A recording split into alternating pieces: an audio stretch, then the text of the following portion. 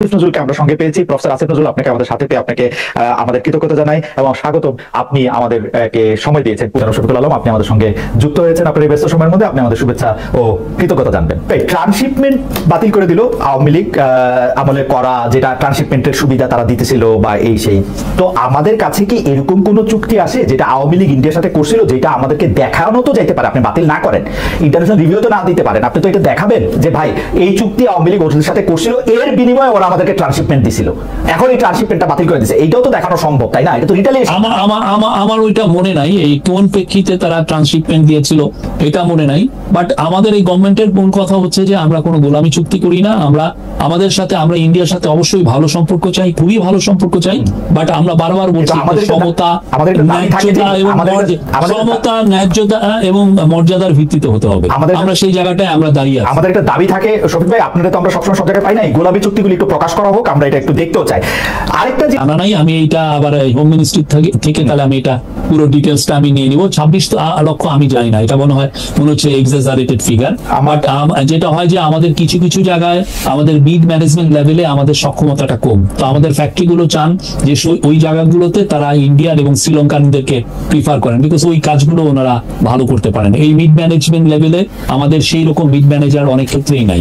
কিন্তু যে ক্ষেত্রে আমাদের চাকরির এত অভাব আছে, সেই লোকগুলিকে চিহ্নিত করা এবং যারা আসলে নির্দিষ্ট চ্যানেলে চাকরির অভাব আছে, কিন্তু কিছু কিছু জায়গায় আমাদের এক্সপার্ট ওই সক্ষম অবস্থা আমরা তৈরি করতে পারি নাই। যেমন ধরেন আমি যেটা শুনেছি যে কিছু কিছু ক্ষেত্রে কেমিক্যাল ইঞ্জিনিয়ার বা এই জায়গায় আমাদের একটা আছে, আমি তো শুনেছি, আমি শিওর না যে তো ওই লেভেলে যে সক্ষমতাটা ওদের আছে সেটা। আর মার্চেন্ডাইজারের ক্ষেত্রে আপনি জানেন যে শ্রীলঙ্কানরা অনেক বছর ধরে তারা অনেক এগুলোর ক্ষেত্রে অনেক বেটার। তো সেই জন্য আমি দেখেছি অনেক জায়গায়, আমি যখন জার্নালিস্ট ছিলাম আমি দেখেছি যে প্রচুর শ্রীলঙ্কান কাজ করে।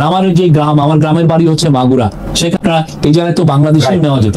ওরা বললেন যে না, আমরা ওইভাবে পাইনি, ওই এক্সপার্টিসটা আমরা পাইনি। এবং অনেক ক্ষেত্রে এমনও আছে যে আমি একজনকে জিজ্ঞেস করলাম, উনি টপ গার্মেন্ট এক্সপোর্টার, তারা জিজ্ঞেস করলাম যে আপনি কাকে, উনি একজন ইন্ডিয়ানকে দিয়েছেন, কেমিক্যাল ইঞ্জিনিয়ার, খুব ভালো।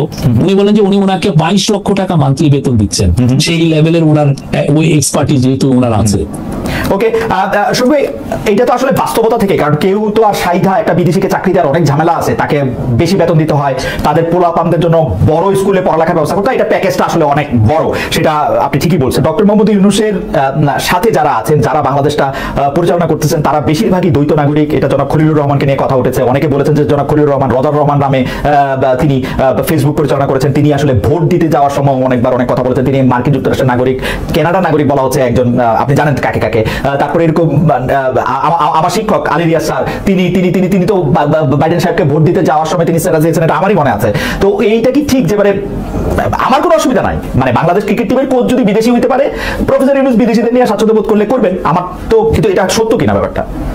না, সত্য না। আমরা খলিলুর রহমান ভাইয়ের, আমি আলী রিয়াজ স্যারেরটা আমি জানি না, আর উনি যেহেতু একটা ইন্ডিপেন্ডেন্ট কমিশনের উনি মেম্বার, আমি এই বিষয়ে করতে চাচ্ছি না। বাট আলী রিয়াজ স্যারের ব্যাপারে আমি বলতে পারি উনি বাংলাদেশের নাগরিক, জেনেই আমরা খলিলুর রহমান সাহেবের ক্ষেত্রে উনি বাংলাদেশের নাগরিক এবং সেই অনুযায়ী আমরা তাকে অ্যাপয়েন্টমেন্ট দেওয়া হয়েছে। এখন কথা হচ্ছে যে যদি আপনার মনে হয় যে না উনি বাংলাদেশের নাগরিক না, যারা এই বাংলাদেশের নাগরিক, কিন্তু শফিক ভাই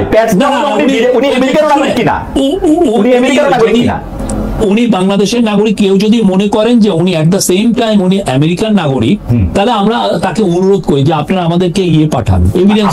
কিছু দেখেন নাই? না, আমরা এরকম কিছু দেখি নাই, আমরা কিছু দেখি নাই। আপনি না সেন্টারে, না, যে শুনেন, আপনার মনে আছে যে বারাক ওবামাকে নিয়ে কত কথা হয়েছিল, যে বারাক হোসেন ওবামা উনি সিক্রেটলি মুসলিম।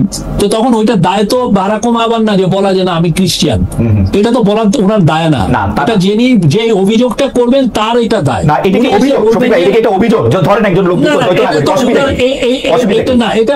এটা একটা কি না, এটার অসুবিধা হচ্ছে এটার মাধ্যমে অনেকে ওনার এগেইনস্টে স্মিয়ার ক্যাম্পেইন করছেন যে না উনি বাংলাদেশের দ্বৈত নাগরিক, কত ওনার কাছে আমরা। আপনি আমাকে এমনি বলে দেন যে না খলিল সাহেব আমেরিকান নাগরিক না, এটা আমার জন্য একদম। আমি একটু আগে কি বললাম? আপনি বাংলাদেশের নাগরিকটা বলছেন, বাংলাদেশের নাগরিক বলছেন। হ্যাঁ, আমি তো বলছি যে উনি বাংলাদেশের নাগরিক, সেই অনুযায়ী আমরা তাকে দিয়েছি। এবং আপনার যদি আমার কাছে কোনো এভিডেন্স নাই যে উনি আমেরিকান নাগরিক, যদি আপনাদের কাছে এভিডেন্স থাকে আমি অনুরোধ করবো এভিডেন্স গুলো আমাদেরকে পাঠান। এটা অনেকে হয় কি এই সমস্ত এই যে এই কথাগুলো এগুলো অনেকে বারবার ইয়েতে আসে, এগুলো চালান। আমার আরো দু একজন কলিগ নিয়ে হচ্ছে, আমরা হাসাহাসি করি।